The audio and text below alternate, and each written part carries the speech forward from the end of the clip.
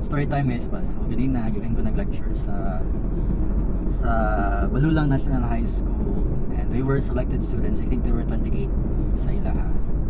And siguro I would say nga na-measure ang effectivity sa ako ang workshop because I had to let them do a futuristic meditation. I don't know if mo ba yung exact term ana, but I had to let them think of their status 20 years from here, and trying to let them acknowledge na possible yung kayo nga like being successful, maabot ang ilang mga pangandoy, so on and so forth. And I'm very proud and happy na I saw their struggles kinagilaka jud ang majority sa ilaha.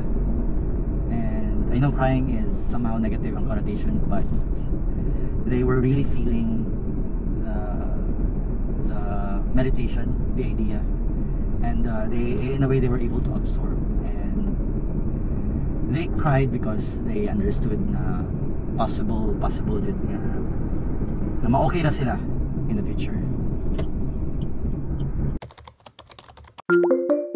Keep going.